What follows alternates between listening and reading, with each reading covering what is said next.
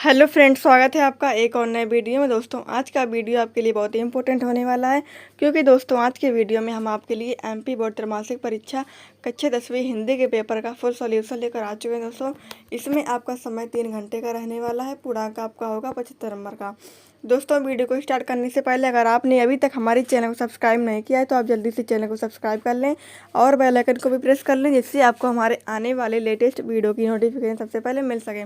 तो चलिए friends, video को स्टार्ट कर लेते हैं। सबसे पहले यहाँ पर निर्देश दिए हुए हैं, तो आप इन निर्देशों को अच्छे से पढ़ लीजिएगा, क्योंकि स्टूडेंट्स के लिए निर्देशों को पढ़ना सबसे ज़्यादा ज़रूरी होता है। तो दोस्तों, पहले आप सारे क्वेश्चन देख लीजिए, फिर हम एक एक करके सारे क्वेश्चन के आंसर आपको इसी वीडियो में बताएंगे। तो सबसे पहले आप पूरा पेपर देख लीजिए। इस प्रकार से पेपर आपके एग्जाम में दोस्तों आने वाला है। देख सकते हैं यहाँ पर 23 तक के सारे क्वेश्चन दिए हुए हैं। तो अब दोस्तों, अब हम आंसर बता दे रहे हैं आपको। तो पहला यहाँ पर क्वेश्चन दिया हुआ, सही विकल्प चुनकर लिखिए। 6 नंबर का आएगा आपके एग्जाम में। पहला दिया हुआ है, हिंदी के पद साहित्य का दूसरा काल है। 4 ऑप्शन दिए हुए हैं, रीतिकाल, रीतिकाल, आदिकाल, भक्तिकाल और आधुनिक काल। तो दोस्तों, इसका करेक्ट आंसर हो जाएगा भक्तिकाल। दूसरा क्वेश्चन दिया हुआ है, गोपियों को ज्ञान व योग की बातें लगती हैं, मधुर, नीरस, कड़वी ककड़ी सी या फिर अग्नि के समान। तो दोस्तों, इसका करेक्ट आंसर हो जाएगा कड़वी ककड़ी सी। फिर इसके बाद तीसरा क्वेश्चन यहाँ पर दिया हुआ, कलम का जादूगर कहा जाता है स्वयं प्रकाश जी को, सर्वेश्वर द्वार सक्सेना जी को, मन्नू भंडारी को, रामवृक्ष बेनीपुरी जी को। तो दोस्तों, इसका करेक्ट आंसर हो जाएगा रामवृक्ष बेनीपुरी जी को। इसके बाद दोस्तों, यहाँ पर चौथा क्वेश्चन दिया हुआ, नेताजी का चश्मा पाठ की विधा है, एकांकी, निबंध, व्यंग या फिर कहानी। तो इसका करेक्ट आंसर हो जाएगा कहानी। पांचवा दिया हुआ है, रसात्मकम वाक्यम काव्यम परिभाषा किस आचार्य की है, आचार्य जगन्नाथ, आचार्य मम्मट, आचार्य विश्वनाथ, आचार्य रामचंद्र शुक्ल। तो दोस्तों, इसका करेक्ट आंसर हो जाएगा आचार्य विश्वनाथ। छठा क्वेश्चन यहाँ पर दिया हुआ, भोलानाथ के पिता भक्त थे, गणेश जी के, शिव जी के, दुर्गा माता के, कृष्ण जी के। तो दोस्तों, इसका करेक्ट आंसर हो जाएगा शिव जी के। दोस्तों, अगर आप इसकी PDF डाउनलोड करना चाहते हैं तो आप गूगल पर सर्च करें nityastudypoint.com। तो वहाँ से दोस्तों आप इसकी PDF भी डाउनलोड कर पाएंगे। अगर आपने अभी तक हमारे वीडियो को लाइक नहीं किया है तो जल्दी से वीडियो को लाइक कर दीजिए और ये वीडियो अपने सभी दोस्तों को भी शेयर कर दीजिए। तो दोस्तों, दूसरा क्वेश्चन यहाँ पर दिया हुआ है, रिक्त स्थानों की पूर्ति कीजिए। ये भी आपके एग्जाम में 6 नंबर का आएगा। पहला दिया हुआ है यहाँ पर, सूरदास जी मुख्यतः रिक्त स्थान रस के कवि हैं। तो उत्तर हो जाएगा इसमें वात्सल्य। दूसरा दिया हुआ है यहाँ पर, गोपियाँ उद्धव को रिक्त स्थान मानती हैं। तो उत्तर हो जाएगा इसमें बड़भागी। तीसरा दिया हुआ, जीवनी गद्य की एक रिक्त स्थान विधा है। तो इसका उत्तर हो जाएगा गौड़। चौथा दिया हुआ, नायक नायिका के संयोग व वियोग का वर्णन रिक्त स्थान रस में होता है। तो इसका उत्तर हो जाएगा श्रृंगार। फिर इसके बाद पांचवा यहाँ पर दिया हुआ, भोलानाथ के पिता आटे की गोलियां रिक्त स्थान को खिलाते थे। तो उत्तर हो जाएगा इसमें मछलियों। छठा दिया हुआ, चौपाई के प्रत्येक चरण में मात्राएं रिक्त स्थान होती हैं। तो इसका उत्तर हो जाएगा 16-16। तीसरा क्वेश्चन यहाँ पर दिया हुआ, सही जोड़े बनाइए। ये भी आपके एग्जाम में 6 नंबर का आएगा। एक तरफ स्तंभ आ दिया हुआ, एक तरफ स्तंभ आ दिया हुआ है।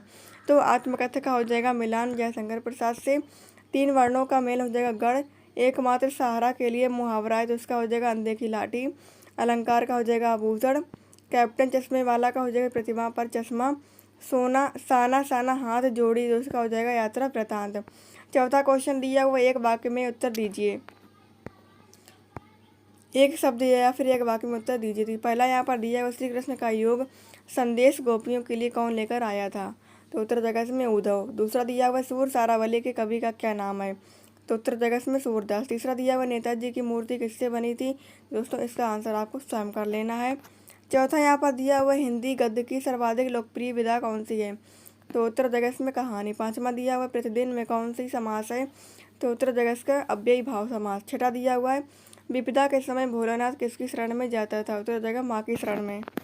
पांचवा यहाँ पर दिया हुआ, सत्य असत्य का चयन करके लिखिए। 6 नंबर का आएगा आपको एग्जाम में। पहला दिया हुआ है, गोपियाँ कृष्ण द्वारा चुराई गई अपने मन को वापस मांग रही हैं। तो ये आपका हो जाएगा सत्य। दूसरा दिया हुआ है, एक अंक वाली रचना कहानी कहलाती है। तो आपका ये हो जाएगा असत्य। तीसरा दिया हुआ है, उपन्यास में कई कथाओं का समावेश होता है। तो ये हो जाएगा सत्य। चौथा दिया हुआ, तारकेश्वर नाथ ही भोलानाथ थे। तो ये हो जाएगा सत्य। पांचवा दिया हुआ है, रामचरितमानस महाकाव्य है। तो ये हो जाएगा सत्य। छठा दिया हुआ है, त्रिभुवन में द्वंद्व समास है। तो ये आपका हो जाएगा असत्य। छठा यहाँ पर दिया हुआ है, प्रगतिवाद की कोई 2 विशेषताएं प्रवृत्तियां लिखिए। अथवा में दिया हुआ है, रीति काल को श्रृंगार काल क्यों कहा गया लिखिए। तो दोस्तों, ये 2 नंबर का आएगा आपको एग्जाम में। तो इन दोनों में से आपको एक क्वेश्चन का आंसर देना है। 7वां दिया हुआ है सूरदास की 2 रचनाओं के नाम एवं काव्यगत विशेषताएं लिखिए। 8वां में दिया हुआ है गोस्वामी तुलसीदास की 2 रचनाओं के नाम एवं काव्यगत विशेषताएं लिखिए। तो दोस्तों इसमें से भी आपको 2 में से एक क्वेश्चन का आंसर देना है। फिर इसके बाद देख सकते हैं यहाँ पर दिया हुआ है क्वेश्चन नंबर 8वां उद्धव के व्यवहार की तुलना किस किससे की गई है। 8वां में दिया हुआ है गोपियों द्वारा उद्धव को भाग्यवान कहने में क्या व्यंग निहित है।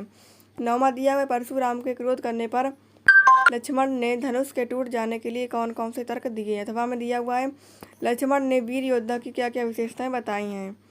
10वां क्वेश्चन यहाँ पर दिया हुआ है चौपाई छंद की परिभाषा उदाहरण सहित लिखिए। 8वां में दिया हुआ है अतिशयोक्ति अलंकार की परिभाषा उदाहरण सहित लिखिए। 11वां क्वेश्चन दिया हुआ है रिपोतार्ज किसे कहते हैं। 8वां में दिया हुआ है हिंदी साहित्य के 2 निबंधकारों के नाम और उनकी रचनाएं लिखिए।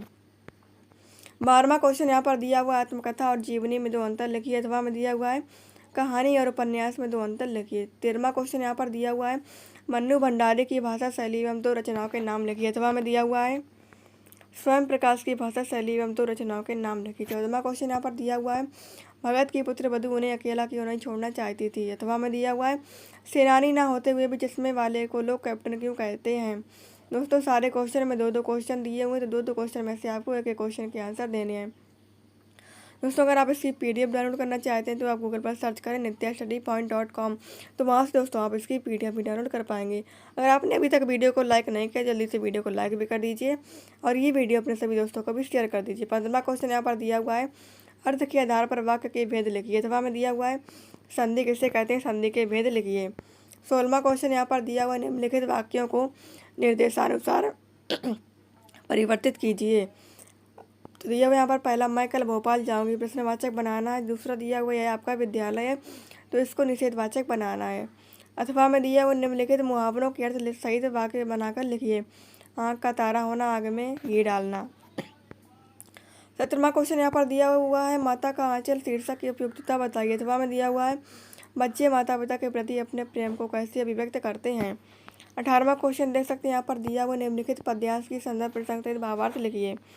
दोस्तों ये दिया हुआ है, ये पहला पद्यांश दिया हुआ है, ये दूसरा दिया हुआ है, तो इन दोनों को आपको जो भी पद्यांश का अच्छे से अर्थ आता है तो उसको आपको अच्छे से संदर्भ प्रसंग व्याख्या कर देनी है। 19वां क्वेश्चन दिया हुआ निम्नलिखित गद्यांश की संदर्भ प्रसंग सहित भावार्थ लिखिए।